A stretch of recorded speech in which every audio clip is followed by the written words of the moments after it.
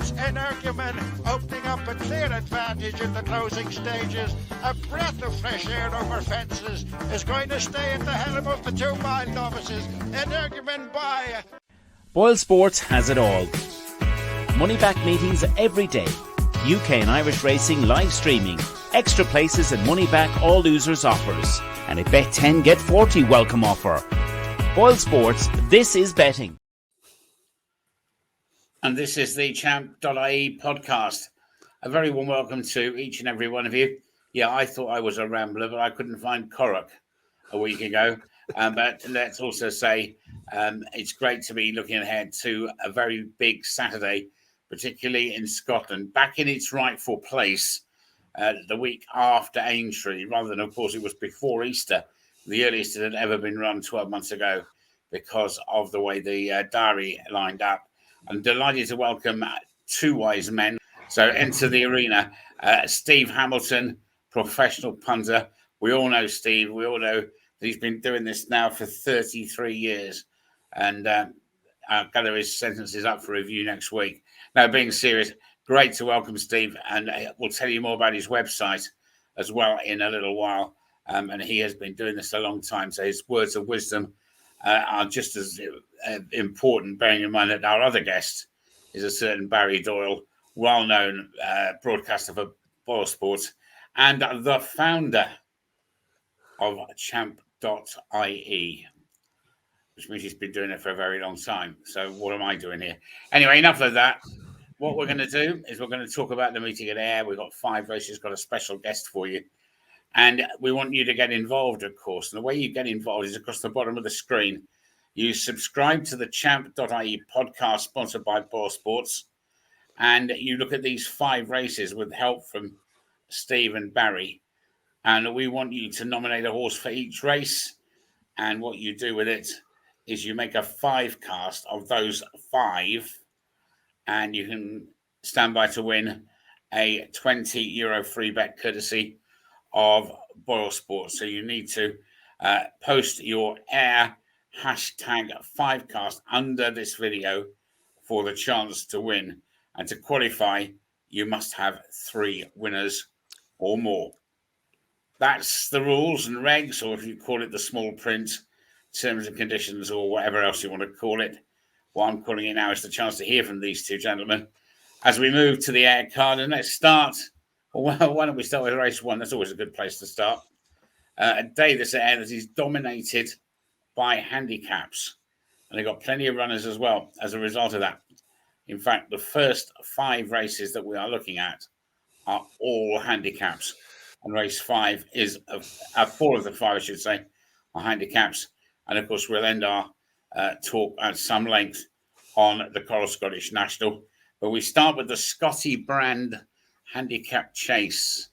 And this is over 2 miles and a field of 10. And interesting here, Dan Skelton with Bridget Andrews on one of the likely favourites, namely Frere Dame. But there are plenty of others that you can make some sort of a case out for. Pay the Piper, champion jockey Brian Hughes, Fran Hamilton.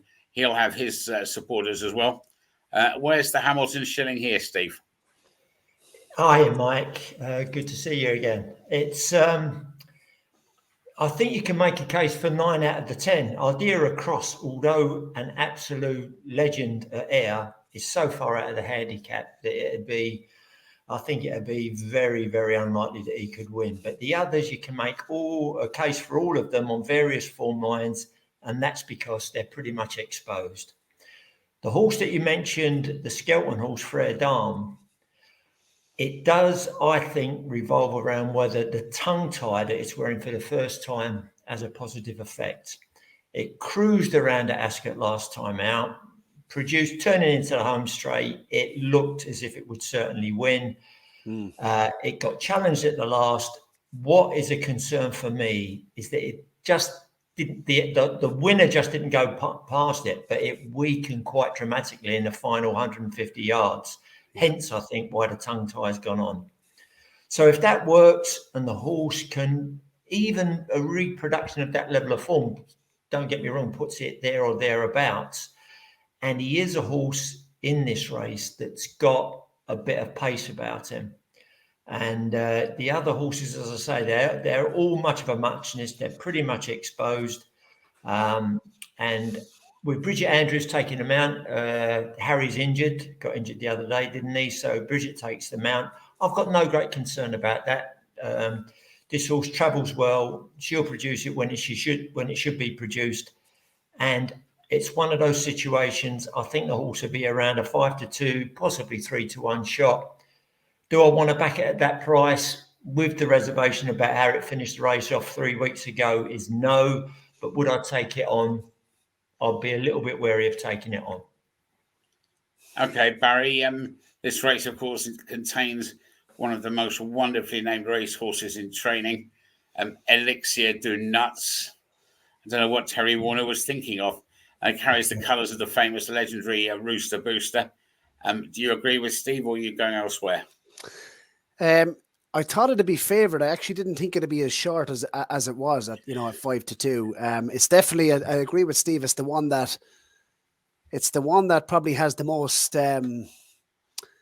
scope for improvement. I mean, it's only had 3 starts over fences. The form of Ascot, even though, as Steve said, he weakened quite badly in the finish, the form has actually worked out quite well. Black Jerry has come out and won since again. So, he's gone up 10 pounds since they've last met. Obviously, the form behind Auchenrisk at Newbury reads pretty well. Obviously, he's come out and won the Betfair Hurdle. That race isn't bad. Like that's all right. Gino was many people's fancy for the plate race at Cheltenham. Strawfang Jack ran, of course, in the Archer as well. So I think that novice handicap chase win at Newbury was a good level of form. He got a bad cut, reading the reports from the Skelton team. He got a bad cut in that race, so we didn't see him for 126 days after that. And obviously he was lined up and finished second, went off 7-4 favourite. Was obviously well fancied because he was well backed on that occasion. So I do agree with what Steve is saying in terms of there could be a lot of upside with him. The tongue strap has gone on for the first time. There is one in here that he's a 10-year-old. It's hard to believe that this horse can win off a career high mark at the age of 10, but he's had wind surgery, and I'm not sure that he come onto your radar, Steve, but Baron de Middleton for Brian Ellison. He's been running over all sorts of trips on all sorts of ground. His best form is actually on better ground. He's showed a new lease of life after having wind surgery in January. He's on a hat-trick bid. He's gone up to an official mark of 133, but I thought on his most recent effort, I think it was only a 3 or 4 runner race where he ran into Tommy's Oscar and dispatched of him quite easily, I felt, and won snug at the line when he was 8 pounds out of the handicap. Now, Tommy's Oscar is rated 151. Steve, he brought a fair level of form into the race. 4 of Baron de Middleton's career wins have been left-handed on galloping tracks. I thought a lot of his running has been over 2.5 to 3 miles, stepping back to 2 miles. I thought he showed plenty of pace. It's hard to believe how he could be still improving at the age of 10. But I just thought 2 miles, good ground. He jumps well. And I didn't think there was a lot of pace in the race, which I thought would suit as well. I think he'll bounce out. He'll be prominent. And at 10-1, I actually had, when I tissued it up, Steve, I actually had him in at around 6 or 7-1 chance. So I just thought maybe a little bit of value there. He was 11-1, nibbles into 10s. What did you think of him? I'm at a slight disagreement because I just think that Ayr is a quick track. Although there's some showers forecast on Saturday, they've been watering to keep it on the soft side of good. If the rain got into the ground, I think that would be more in Baron de Middleton's favour. I just feel he could lack pace around this track. That was at Carlisle where he won that race.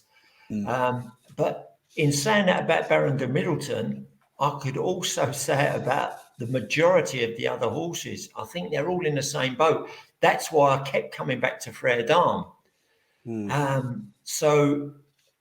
It's just, I think the race really does revolve around Frere Dame. And if that tongue tie works, then I think it'll take a deal of beating. But obviously the horse has got a physical issue. It's not, I don't think it's a mental problem. I think it's physical. And we've seen it with a Skelton, no end of times. The other thing, I think the positive again with it, although it's favourite Frere Dame, It is a fresh horse. So, as you mentioned just now, Barry, it came back from that break. It's run a cracking race at Ascot to all intents and purposes. It's just on the figures, if you look at it without the video, you would say he's got an excellent chance. But looking at that video and looking at the horse tied up on the running, that's the reservation.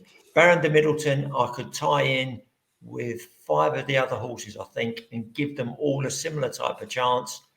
But that chance is all that I think they're all exposed, and that's the issue I have. Okay, well, let's move on to race 2. This is the CPMS Novices Champion Handicap Chase. This has become a handicap in recent years, and it's over the 3 miles, and a field of 9 is set to go here. City Chief carrying the Donnelly colours of Shishkin, Absolute Tar, and a few others. For Nico de Bourne, Nicky Henderson got top weight, likely to go off as favourite. And Barry, have first innings on this one. I think this one will take a great deal of beating. City Chief, 5-2. I see 9-4 now. He's obviously strong in the market. He wasn't totally given a freebie last time when winning from the front, the Grade 2 at Wetherby. And what I like about this is he's been saved. This was mentioned as the target straight away afterwards by James Bowen.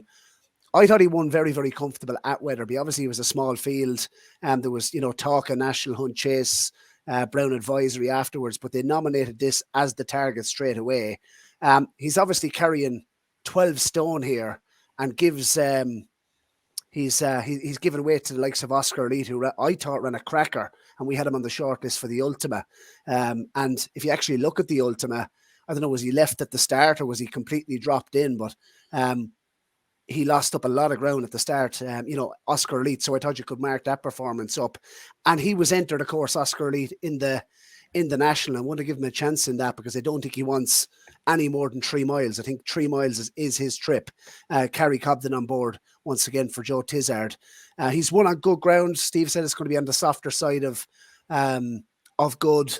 I think that's not going to be an issue for City Chief. He's form on good ground. A big strapping chaser, jumps very, very well. I would say that's probably one of his biggest strengths. And I liked the way they took him on for the lead the last day, and it just didn't faze him. Didn't make any difference in the contest to him whatsoever. I thought he was very strong at the line. He was pricking his ears coming down to the last. I thought he'd load left in the tank.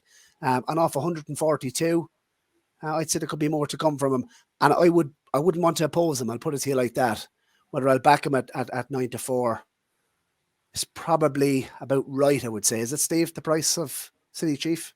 Sorry. Steve, also let's ask you about Oscar Ellie. What to me was he ran very wide for some strange reason. I couldn't work the tactics out. He was towards the back. That wasn't a surprise. How wide he raced. If you go back to the winner Ascot prior to Cheltenham, it didn't on that occasion seem to have to be taken wide of other horses. Some horses don't like being in a crowd, as it were. But that wasn't the case at Ascot. So, no, that is a puzzle. I think the Ascot run would give him a chance. And if you forgive him or mark up the Cheltenham performance, the slow start, wide outside, then you could say he's still a horse in form. And I had him a similar price to City Chief, to be truthful. So they're 2 horses. I think City Chief in particular, as Barry's mentioned, he won unchallenged at Wetherby. How much he had in hand and how far he can go, we don't know. And this will give us more of an inkling. However, I think there is a horse that has also been primed for the race, and we're getting back to Skelton again. Now, Sail Away, it's hard to be completely confident with the form because he won a really small field at Warwick at the end of last season. He absolutely dotted up, jumped for fun, and won with any amount in hand. Then he's not been seen until 34, just over 4 weeks ago. He ran over 2.5 miles at Chepstow. He wasn't knocked about, to put it mildly. He ran well. He looked as if he would be beaten quite a long way as they were going to the last. But Skelton just squeezed him up a little bit then, and he was staying on quite strongly at the finish. And I think this has been the target for him. Again, we've got Bridget Andrews takes the ride. Obviously, as we mentioned with the earlier race, Harry's not there. A horse like this, if I'm honest, I would have preferred to have Harry Skelton riding it, because he will get a positive ride here. He'll be up there on the pace. City Chief will probably be there or thereabouts with him, and you've got Nico de Bonville on City Chief. But at the prices I had them all really closely matched. But I do feel that Sail Away is only a 7-year-old. Take it on board. City Chief is only 6. They're both capable of improving. But at 1 at 5 to 2 and 1 at 5 to 1, I marginally preferred Sail Away. Okay. Well, we'll talk about prices now as we move on to the next race 3, because I wouldn't mind opening a book on this, and the book is What is Going to Go Off Favourite for the Coral Scottish Champion Hurdle, field of 12. This is the sort of race you will either love or loathe, something really to get your teeth into. And I'm looking at a show here, which I'm not saying this is the only show in town, because it isn't, but it's got 5 to 1 the field, and Soaring Glory and Colonel Mustard as the joint favourites. It might be Colonel Mustard with the lead piping in there somewhere or other, I would think. Steve, what on earth do you make of this one? I mean, this is a fascinating, but an absolutely fiendish contest. It's if I'm perfectly truthful, it's not my cup of tea, this type of race. Simply, you've got horses that you can find if you want to go back away that are really well handicapped. Namely, you've got Energumene, you've got Milkwood, who's won this race previously, and ran out behind Energumene in it last year. But you've got, and this is the bugbear with me, and it's been for quite a time now, you've got 3 handicapped debutants. Now, they could all take a massive step up. You've got Nimian Lion, you've got Selsada, and you've got one that's a really big price in Royal Mogul. But 3 handicapped debutants could be a stone well in, could be £20 well in, could be a stone wrong. Who knows? Because we haven't seen the best of them yet. So that makes it a hard race to evaluate. I think that the 2 horses I would mention, Colonel Mustard is likely to be near the head of the market, and at least he comes into the race off the back of a decent performance at Kelso. That puts him thereabouts. And one at a double figure price that I thought ran really well at Cheltenham was Highway 102. He ran well there. If you go back to earlier on in the season, he had a run at Ascot that would certainly put him in here with a chance. And so a double figure price in what is a wide open affair, Highway 102 at around, I think he's around 10 or 12 to 1 when I looked earlier. He would be one that I would expect to go well. Trained by Chris Gordon, who's stable throughout the season, have been sparkling. He had a little bit of a blip earlier, but they seem to be running well again now. And with Sheehan back on board, who rode it at Ascot earlier in the year, I think he could go well. And Barry, as I turn to you, I mean, we haven't even mentioned the horse of Paul Nichols's, namely Ribbo, and his last run. He goes and wins the Dovecote, which, if my memory serves, is a grade 2 at Kempton. And he was absolutely mighty on the day as well. And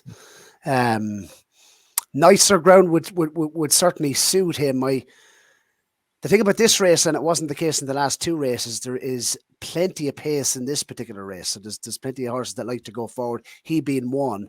And I just worry about his experience. It's only a 5-year-old. Very, very likely raced indeed. And just in a big field like this, as Steve, quite rightly said, I had a feeling, Steve, this race wasn't going to be your cup of tea whatsoever. I thought you were going to just say move on to the next race. But 11 to 2 the field. The 2 I like the most are actually at the front end of the market. And I'm surprised he didn't mention Soaring Glory, because I think he could potentially be one of the best handicapped horses in the race. Back down to his last winning mark of 143. I think stepping back and trip to 2 miles once again on nicer ground. He could be very well treated indeed for the John O'Neill team. Colonel Mustard, I mean, what do you do with him? I mean, when is he going to get his head in front? he seems to finish second or third every time he runs. I do think, though, and I think a lot of people will be probably clinging on to the fact that he finished third in the county hurdle to Stapeman off more or less level weights. I think there was a pound or two in the difference, and Stapeman has got up 25 pounds since. Now, I'm not suggesting that Colonel Mustard is 25 pounds well handicapped, but I do think that if you actually look at the race, that could potentially be the best form in the race. I know Stateman has probably improved a lot since then, but I thought it was a massive run in the county hurdle from Colonel Mustard. And he has been targeted at the race. I mean, early on in the season, they were going chasing with him. He was on many people's shortlist for the likes of the Grand Annual at the Cheltenham Festival. Didn't seem to work out. Since the turn of the year, this has been his target. Thought he ran an absolute cracker at Kelso on good to soft ground over 2 miles. And if you actually look at every time he's running a galloping track, the likes of Ayr, he's gone very, very well. I think the track will suit him. The ground will suit. And all 3 of his career wins have been when he's going left-handed. So there's lots to like about Colonel Mustard. It couldn't be a strong fancy, though, because there's lots in here, as Steve said, that could be very well handicapped. But I actually thought at 11-2, I mean, if I was going to have a bet right now, it would be on him. So there you go. Okay. So we're progressing. You should have 3 names now. First 3 legs of the Boylesports Champ.ie 5-cast. There's your first 3 races all done. We're going to look at race 4, which is a graded race. It's a grade 2, and it's not a handicap. Next, before we turn to the big one, as they call it, the Scottish National, 27 fences, 3 circuits of Ayr. I've counted them all out and counted them all back in past years, but somebody else can do that this year. Let's talk about this 4th race. Interesting contest. Field of 7 brings together Balco Coastal, who finished last in the Turners at Cheltenham, but is likely to start as favourite. And fascinatingly, Rachel Blackmore's flying in to ride this Tell Me Something girl in the same ownership as the now retired Honeysuckle. And Henry de Bromhead's mare has not even been anywhere near Gloucestershire. Can we put a line through anything here? I mean, is that the way we try and work this out? Barry, what do you think? I think it's a horrendous price, Balco Coastal. His second to Jerry Calam seems to be, carrying a lot of weight here for him to be 7-4 favourite. Obviously, that was at Sandown. He's really disappointed. I mean, he hasn't run his race at Cheltenham whatsoever. Obviously, stage start was soft ground. I thought the soft ground would actually suit Balco Coastal going into that contest. At 7-4 wouldn't interest me whatsoever. That's all right, Gino. Second favourite, 9-2. He's been pulled up last time, ran dismally, was many people's fancy for the plate handicap. Unexpected party. I just wonder, would he be good enough for a race like this? And I keep coming back to Thunder Rock for the McNeil connections, who love a winner up at Ayr. Scottish connections. The horse actually won over hurdles, a novice hurdle race at Ayr last season over the course and distance. And I kept coming back to Thunder Rock because obviously they stepped them up in trip in Cheltenham, where he's run okay. It wasn't his ground. The ground went against him. He was, many people's dark horse if the ground turned up on the better side. He went off 22-1. He wasn't totally knocked about. His race was run after 2.5 miles, and I think they just kind of gave up. He actually ran respectably. He finished 6th of 10. Obviously, on better ground is the key to this horse. I mean, 4 of his 5 wins have been on goodish ground. So that is the key to the horse. The better the ground, the better his chance. He has formed to reverse with Balco from the City Isles. Ollie Murphy's horses were not running well at that period in time. I mean, he vaccinated the horses. We spoke to Ollie on the podcast. And they were in and out of form at that period. His horse is running an awful lot better now. A return to 2.5 miles, a course that he's won on. And there is pace in this race, and I keep coming back to it. He'll be able to creep in behind, and I think he can come off the pace here and pick it up. And I would actually say 11-2, of the ones we've mentioned so far, that's probably my strongest fancy that we mentioned on the podcast as of yet, Mike. Coming to you, Steve, I just what sticks in my head. I remember being at Wincanton on Badger Beer Day when Hanging There won the Future Stars, which is a race that always throws up a good one. And we've not seen him since. Now he turns up here, having to give weight away to all his rivals. I presume it's ground and he ain't going to get it. Agreed? He's a horse that he looked pretty good at Wincanton. I'd agree with that. But that £5 he's giving away £12 to the mare, the Henry de Bromhead mare. It's surely too much, isn't it? It on the figures it is. He's got too much to find. He's got too much to find if 2-3 of the others give their running. Now, that is an if, though, because, as Barry said with Balco Coastal, I've watched that again yesterday evening, the Cheltenham run in the Turners, and 3 out, every chance. Come into the straight, he weakened as if he had an issue. It wasn't, it wasn't just fading away. And then looking back at the Scilly Isles that Barry mentioned at Sandown, if you look at that race, you would think, well, how can Thunder Rock turn that form around with Balco Coastal? Albeit he's only got, I think it was around 3 lengths he's got to make up. But Balco Coastal, I think, again, the race in a way revolves around him because he looked really useful. The win prior to that at Newbury, before the run, there's absolutely nothing wrong with that form as it stands. Jerry Colomb, that's absolutely rock solid. And I think if he hadn't run at Cheltenham and this had been the target, he'd be coming in here as an even money chance.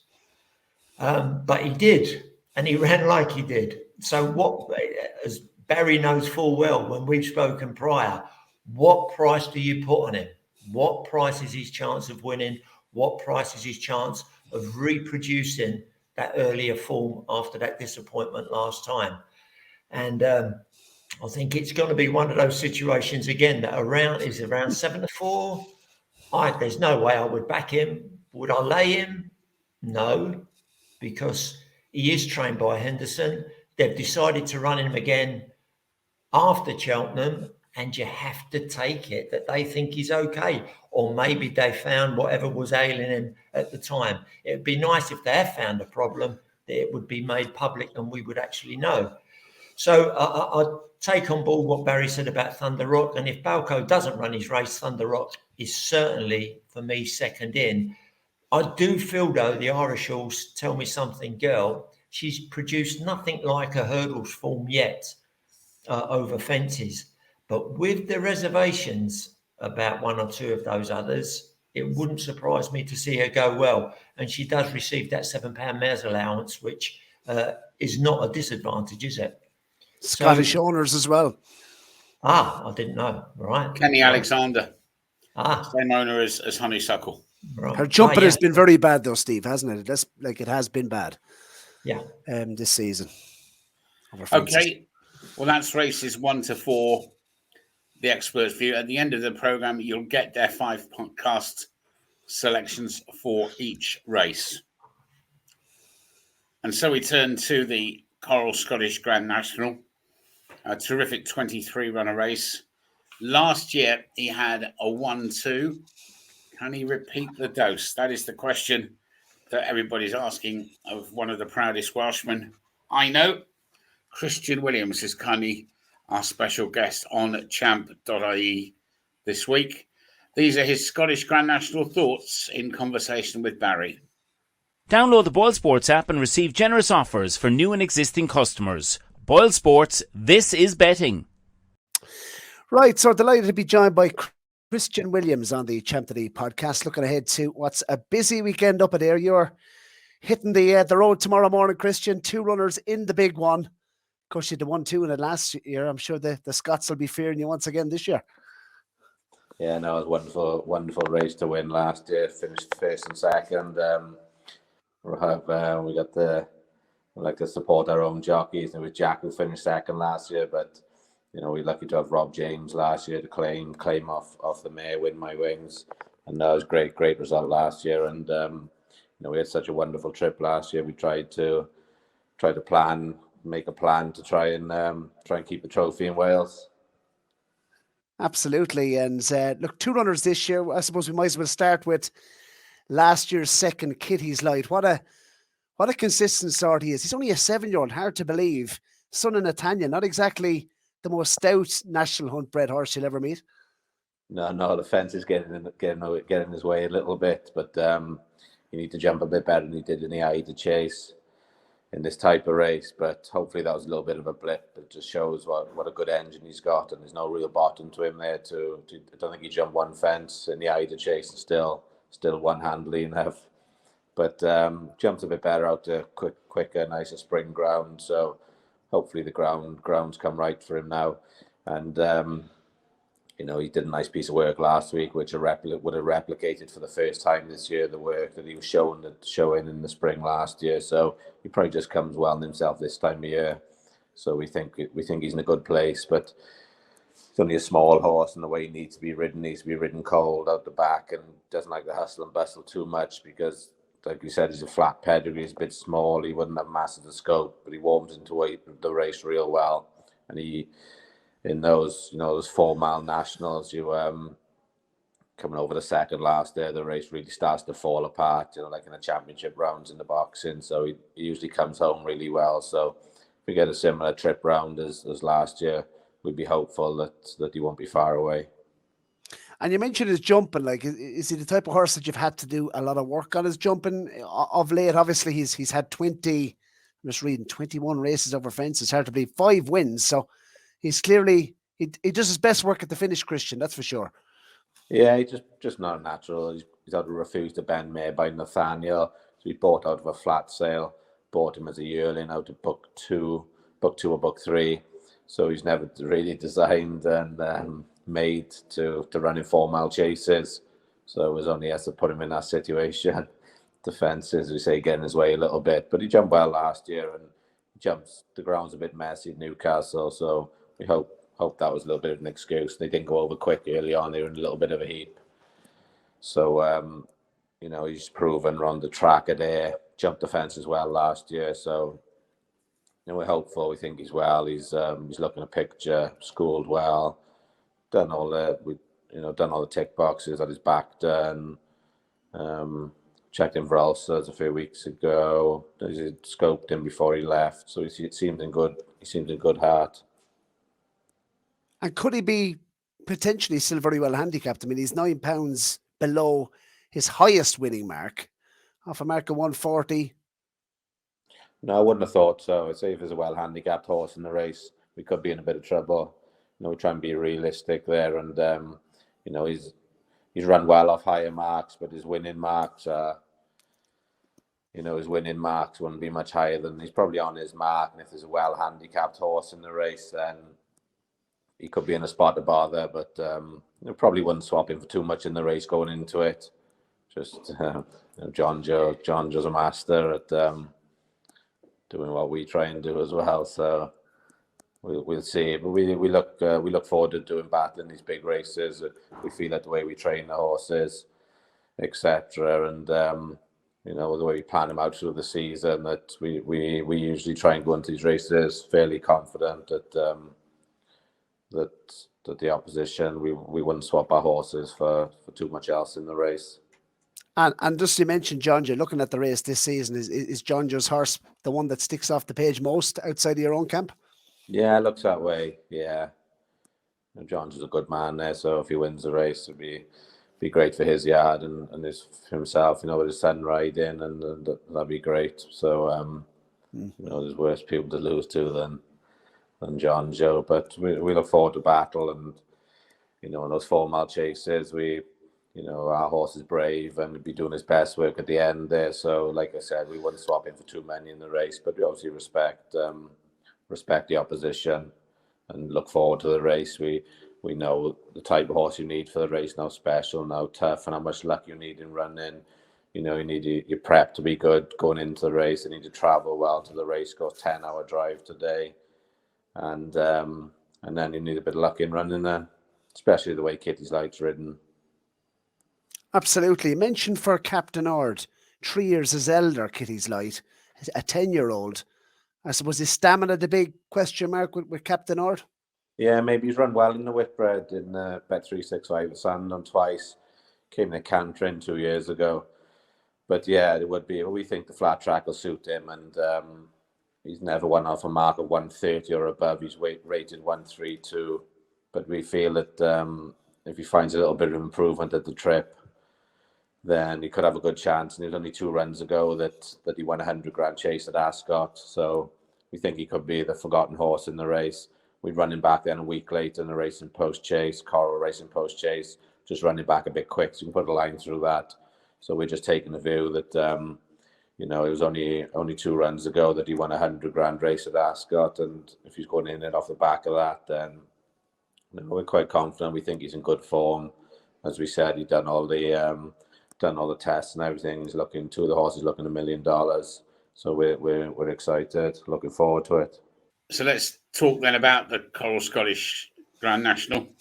27 fences, 1 bend short of 3 full circuits, all sorts of stats in there. Just nice to see Richie McLernan after his injury back in the race riding Lord Accord on return. Inevitably, the 2 Christian Williams horses will attract a great deal of attention. We do have challengers from Ireland as well, in the shape of Flash to Design for Liz Doyle and Richie Deegan. More interestingly, Danny Mullins riding Wait and See for John Ryan, and those 2 have got a terrific strike rate together. And of course, we've got the Christian Williams pair representing Wales. So an international contest. And I must also mention, of course, Melina Girl for Ireland, Gavin Cromwell and Sean Flanagan's second at Aintree last weekend with Vanillier. Steve, have first innings on this, and not only give us a winner, but maybe give us something that it won't happen. I'm sure that the first 4 home will be the first 4 in the market. Bookmakers will probably pay more places. So give us an outsider as well, and what you think will win. Well, I'll come to the outsider first of all. I think there's half a dozen here that are guaranteed stayers that have run well in other nationals this season. And one of the bigger prices, one of the biggest price ones of those is also number 19, Magna Sam, who won at Musselburgh, won the Highlands National at Musselburgh, stayed the trip really well, has gone up £8 for that win. That could make it vulnerable, but the conditions should be absolutely fine for it. Ground on the easy side of good. If it's good to soft, I don't think it's going to be desperate there, even though they're having the showers. So I think Magna Sama go well. But without doubt as well, when you look at horses like you've got a guaranteed stayer in Your Own Story, who I know Barry wants to have a word about. I can find him. You've got Melina Girl, who you've mentioned. But the Christian Williams favourite, Kitty's Light, is 2 ways of looking. The win at Newcastle, she's come back to form there. She never looked like winning. She made some errors going around. She was ridden turning out of the back straight. In the end, she won really cosy. And off of it's hard to think she's only a 7-year-old. 2 seasons ago, she was performing in these type of races and running really well. And off of the pick of her form, she's still on an extremely fair handicap mark. And they've put the cheek pieces on only for the second time. And I think after that performance in the rehearsal at Newcastle, it's understandable. They just want to try and make her help the jockey a bit more, so she travels a bit more sweetly. But a reproduction of the Newcastle form puts her there. And a reproduction, if you remember 2 seasons ago in the what used to be the Whitbread at Sandown, where she was badly hampered, but for which she would have won, off of that type of form, she's still on a really good handicap mark. So she would be my preference. But as I say, the one that I think would go well at a double figure price also would be Magna Sam. But Kitty's Light, she's a, or say she, it's not a T, I beg your pardon. She's a cracking horse and still potentially very, very well in. Top weight here is Dusart. Got to give £7 away. Cheap piece for Nicky Henderson and Nico de Bourneville. Not sure about that form. Fascinating one here, though, Barry. O'Neill and Mumbeg Genius. Is it a handicap plot? certainly the market's been speaking positively of it this week. Certainly has, yes. Been the big plunge, hasn't it? Mon Big Genius, and obviously Cork Ramblers done the form. No harm in the entry national last week. Worry with him, he's plenty of weight, and he's unproven over the extended 3 mile, which, look, there's nothing to say that he won't get the trip, but I just would like to look elsewhere. I'd rather have kitties like the Mon Big Genius. I put it to you like that, off the back of a hard race in Cheltenham, in a race like this. Kitty's Light, as Steve said, has been, this has been obviously the target. They're fiddling around with the headgear, and also £3 lower than when I finished second in the race last season. So obvious claims the ground's going to like the ground. Jack Tudor on board. But I absolutely love Your Own Story for the race. I think he ticks a lot of boxes for this. And thanks to Dusart, Mike carries quite a low weight in here, 10 stone 2. Derek Fox, Lucinda Russells. Can they win 2 nationals in the 1 week? I think they've a hell of a chance here. Obviously won the race with Mighty Thunder back in 2001. Lucinda's horses obviously are running well. Cork Rambler won the national, but take him out, they're still running well. And what I like about him is he's the right type of profile. He's had 7 runs over fences, which I think is just enough experience coming into this. He has enough experience. I think one of the stats is 9 of the last 11 winners of the Scottish National have had at least 5 runs that season over fences. And if you look at, he's had plenty of racing this season, and all his runs over fences have come this season. So he's had 7 runs over fences this year. Experience isn't going to be an issue. The one thing is, this is the first real big handicap with lots of runners in there, big field. He's unproven in that type of environment. But look, he's won over, 3 miles 7 furlong on penultimate run behind, or he beats Innisfree Lab by 5 lengths. That form, I think, is working out well at Cheltenham yesterday. He ran a cracking race to finish 4th. Stumptown, 3 runs ago, obviously went to the Kim Muir with a massive chance, ran a cracking race. And at Sandown, wasn't knocked about. Your Own Story was only beaten 7 lengths on good ground over 3 miles. I mean, that's 3 miles is actually plenty short for this horse. So he's only really getting going after, 3.5 miles, this horse. And I thought soft ground the last time at Haydock. He's only beaten half a length. I think he ran into one there, an Equus Streamer, off a mark of 124. He's gone up £3 to 127. Lovely jumper. To quote you, Mike Vince, stays longer than the mother-in-law, literally. I like the horse. I think he'll be banged there. If this horse is on the premises, coming to the second last to last, he will come home very, very strongly. And interesting, just reading the stable tour last season, they said they were going to campaign this horse quite similar to Cork Rambler when he went over fences. So to be even putting him in the same breath as Cork Rambler, I think, is a positive after what he's done in the last 2 seasons. Yeah, I like him. I think I've backed him at 10 to 1. I was surprised to see some horses here have been left in. The likes of, I don't know what you make of Man of the People. Has only had 3 runs over fences, Steve, but he, for me, experienced an issue, but I think he's a lovely profile also coming into the race. Experience probably a massive issue. The only thing is he likes to be ridden prominent, so mightn't have to meet too much traffic problems. Man of the People, I think, is an interesting horse here and has come for lots of support. 12s from 20s, Fergal O'Brien and Paddy Brennan. But I have to say, I'm very strong in Your Own Story. Right. What I would say is that this is a race where you can get inexperienced horses winning. The ones that are on the upgrade, they don't need to have, the old-fashioned, how it used to be, this, the stay-in types that have been running for a couple of seasons. That's not the case in the Scottish National. You can get horses that are very much on the upgrade. And also, if they've been trained with this race in mind rather than being running and slogging through the winter. So, but there's quite a few of them in this race, isn't there?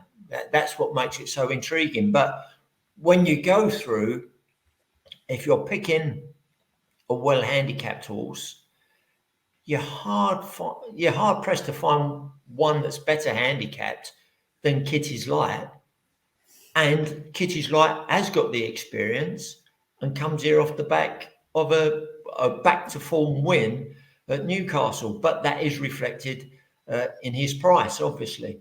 But again, I I'd be very, very surprised if Kitty's Light's not there or thereabouts. Just to touch on what Mike said about Monbeg Genius, how racing works out. You had Korak that went into the National last week without the penalty. You got Monbeg Genius has gone in and they've put him up, £5. So it's not, Korak, obviously that form is rock solid, but handicap-wise, I think he may be vulnerable. And of course, at Ayr, unlike Aintree, last 4 fences down the home straight in quick succession.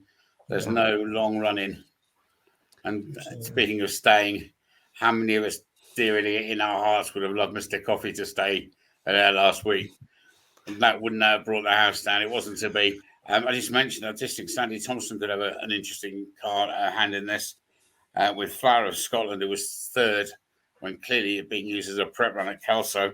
And of course, let's not forget that Empire Steel beat Le Milos in the Premier Chase at Kelso. Interesting times. One of those races you can't rule too many out. No. Okay, now it's time to nail.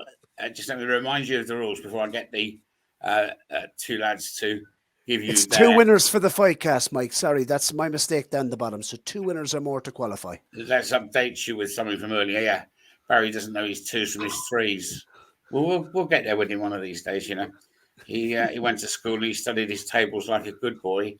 11 to 10, 6 to 5, 5 to 4, 11 to 8. He could say that when he was about 3.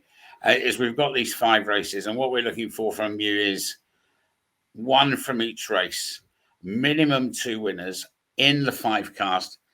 Put it below, and you could win a €20 free bet courtesy of our sponsors, Boylesports. And of course, you've got to be the entries close at 1:15 on Saturday, which is the time the first leg is due to start. And if it starts at 1:18 and you've got yours in at 1:16, it's not allowed. 1:15 clean cut-off point. Okay, so I'll come to you both, lads. Just finally, if you would please, just give me your horses for your 5 cast. Start with the Scotty Brand Chase at 1:15. Not an easy start. Steve Hamilton. If I had to pick one there, I would stick with Frere Down. Barry. Baron de Middleton. On to race 2. First of the long distance chases, Barry. City Chief, please. And Steve. I'm Sail Away. Hope you get to wherever you're going. The Scottish Champion Hurdle at 2:25. Another very big field. Steve. Oh, I would have to stick with Colonel Mustard. Barry. Snap. Colonel Mustard. Okay.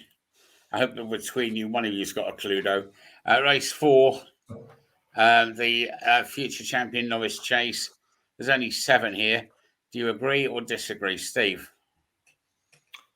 Oh, this is, Balco Coastal, but I wouldn't back it. Barry? Thunder Rock.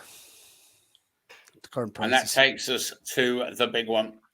Coral Scottish Grand National. Remember Red Rum winning this. Some great winners over the years. And when it stays in Scotland, they probably have about a week of a party. 23 to choose from. Steve? If I could, Kitty's Light I wouldn't oppose, but Magnus Sam would be my big priced option. And Barry? Your own story, Mike. 8 to 1. And I will go Empire Steel each way.